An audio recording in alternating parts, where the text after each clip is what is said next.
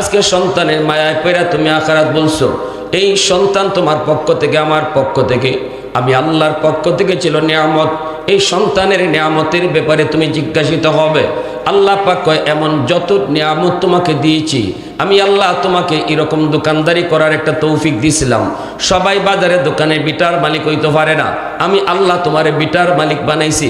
এটা আমার দেওয়ার নিয়ামত, এটা তুই অস্বীকার করতে পারবা না। এটা কার দেওয়া? জোরে বলেন, কার দেওয়া? আল্লাহর দেওয়া নিয়ামত। আল্লাহ কই, বান্দা, সচ্ছলতা আমার দেওয়া নিয়ামত। এই নিয়ামতের হিসাবও একদিন আমি আল্লাহ তোমার কাছ থেকে পাই নিব, পাই। আল্লাহু আকবার, জোরে কও। আমি আল্লাহ যত নিয়ামত তোমাকে দিলাম, সব নিয়ামতের হিসাব আমি পাই টু পাই হিসাব করে নিব। আমি আল্লাহ তোমাকে সুস্থতার নিয়ামত দিয়েছি, আমি তোমারে ভাত খাওয়ার তৌফিক দিয়েছি, আমি তোমারে পানি পান করার তৌফিক দিয়েছি, আমি আল্লাহ তোমারে অক্সিজেন নেওয়ার সুযোগ দিয়েছি। এমন যত নিয়ামত, কি পরিমাণ নিয়ামত আছে আল্লাহর কি পরিমাণ নিয়ামত আমাদের কাছে আছে, গণ্যা শেষ করা যাইবনি। ওয়া ইন তাউদ্দু নিয়ামাতাল্লাহি লা তুহসুহা। আল্লাহ পাক রব্বুল আলামিন কয়, যদি তোমরা গণতে থাকো, কোনোদিন গণনা করে শেষ হবে না।